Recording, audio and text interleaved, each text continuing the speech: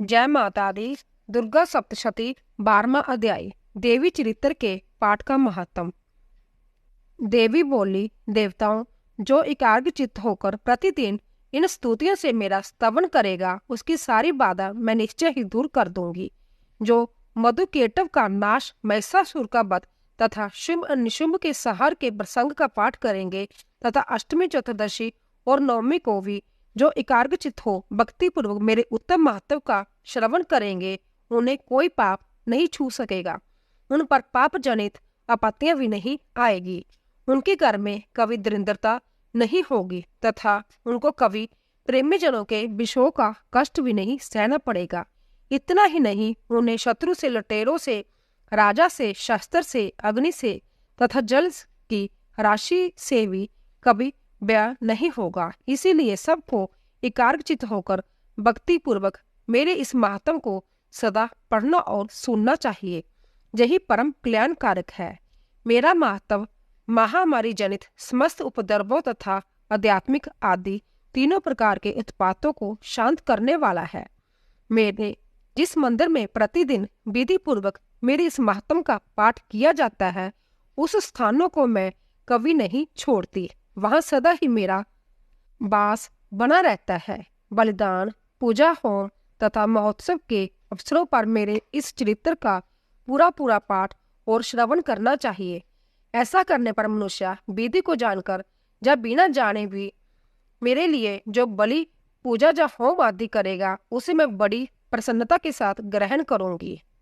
शरत काल में जो वार्षिक महापूजा की जाती है, उस अवसर पर जो मेरे इस महात्म को भक्ति पूर्वक सुनेगा, वह मनुष्य मेरे प्रसाद से सब बाधाओं से मुक्त तथा धन, धान्य एवं पुत्र से संपन्न होगा। इसमें तनिक भी संदेह नहीं। मेरे इस महात्म, मेरे प्रादुर्भाव की सुंदर कथाएं तथा युद्ध में किए हुए मेरे पराक्रम सुनने से मनुष्य निर्भय हो जाता है। मेरे महात्म का श्रवण करने वाले पुरुषों के शत्रु नष्ट हो जाते हैं, उन्हें कल्याण की प्राप्ति होती है और उनका कुल आनंदित रहता है। शांति कर्म में बुरे स्वप्न दिखाई देने पर तथा ग्रहण जनित भयंकर पीड़ा उपस्थित होने पर मेरा महात्म श्रवण करना चाहिए। इससे सब विघ्न तथा भयंकर ग्रह पीड़ाएं शांत हो जाती है और मनुष्य द्वारा देखा हुआ दुख स्वप्न शुभ स्वप्न में भी परिवर्तित हो जाता है। बाल ग्रहों से अक्रांत हुए बालकों के लिए यह महात्म शांतिकारक है तथा मनुष्य के संगठन में फूट होने पर यह अच्छी प्रकार मित्रता कराने वाला होता है। यह महात्म समस्त दुराचारियों के बल का नाश करने वाला है। इसके पाठ मात्र से राक्षसों, भूतों और पिशाचों का नाश हो जाता है। मेरा जैसा महात्म मेरे समप्य की प्राप्ति कराने वाला है।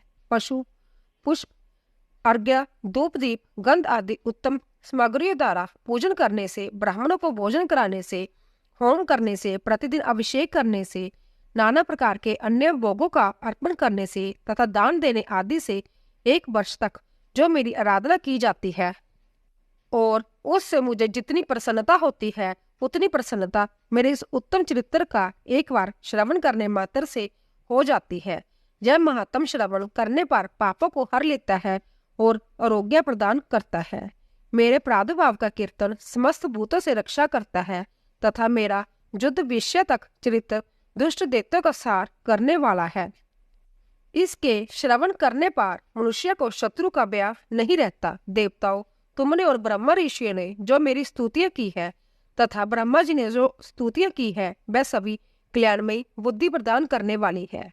वन में, सूने मार्ग में अथवा दावानल में गिरे जाने पर, निर्जन स्थान में लुटेरों के दाव में पड़ जाने पर, या शत्रु से पकड़े जाने पर, अथवा जंगल में सिंह या जंगली हाथियों के पीछा करने पर, कुपित राजा के आदेश से बंध जा बंधन के स्थान में ले जाए जाने पर, अथवा महासागर में नाव पर बैठने के बाद भारी तूफान से नाव के डगमगा होने पर और अंतत भयंकर युद्ध में शास्त्रों का प्रहार होने पर, अथवा वेदनाथ से पीड़ित होने पर, की बहुना सभी भयानक बाधाओं के उपस्थित होने पर जो मेरे इस चरित्र का स्मरण करता है, वह मनुष्य संकट से मुक्त हो जाता है।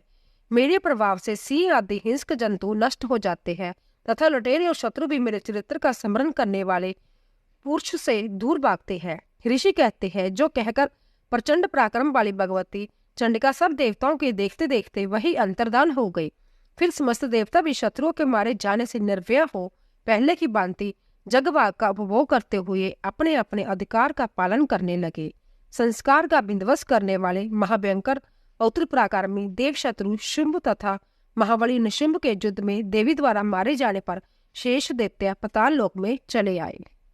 राजन, इस प्रकार भगवती अंबिका देवी नित्या होती हुई भी पुण्य पुण्य प्रकट होकर जगत की रक्षा करती है। वह इस विश्व को मोहित करती और वह ही जगत को जन्म देती तथा वह ही प्रार्थना करने पर संतुष्ट हो विज्ञान एवं समृद्धि प्रदान करती है। हे राजन, महाप्रलय के समय महामारी का स्वरूप धारण करने वाली वह महाकाली ही इस समस्त ब्राह्मण में व्याप्त है। वह ही समय समय पर महामारी होती है और वह ही संभ्य अजन्मा होती हुई भी सृष्टि के रूप में प्रकट होती है। वह सनातनी देवी ही समय अनुसार संपूर्ण भूतों की रक्षा करती है। मनुष्य के अब उदय की समय वह ही घर में लक्ष्मी के रूप में स्थित हो उन्नति प्रदान करती है और वह ही अभाव के समय दरिद्रता बनकर विनाश का कारण होती है। पुष्प, धूप और गंध आदि से पूजन करके उनकी स्तुति करने पर वह दल पुत्र, धार्मिक बुद्धि तथा उत्तम गति प्रदान करती है। 12वां अध्याय पूरा हुआ। 13वां अध्याय सूर्य और वेश्या को देवी का वरदान।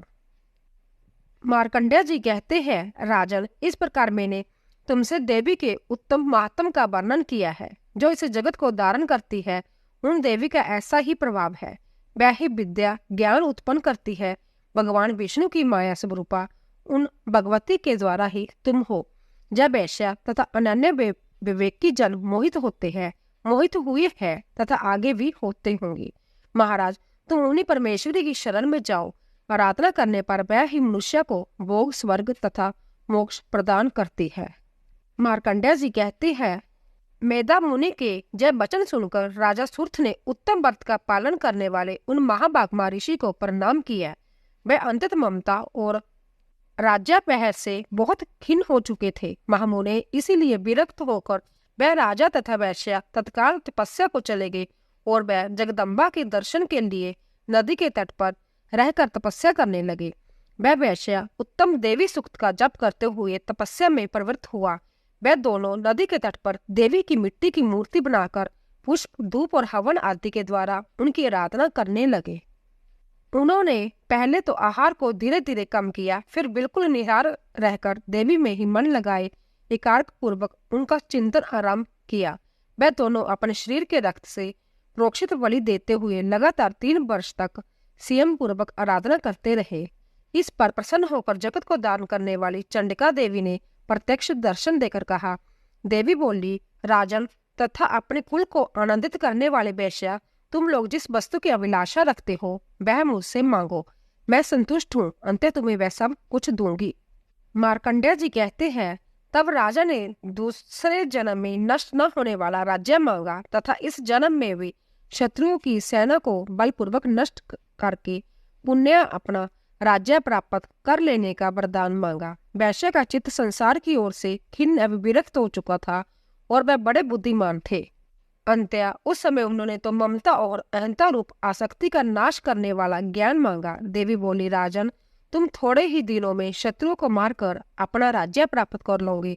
अब वहां तुम्हारा राज्य स्थिर रहेगा। फिर मृत्यु के पश्चात तुम भगवान सूर्य के अंश से जन्म लेकर इस पृथ्वी पर सवर्णिक मनु के नाम से विख्यात होंगे। वेश्यावर्या, तुमने भी जिस वर को मुझसे प्राप्त करने की इच्छा की है उसे देती हूँ।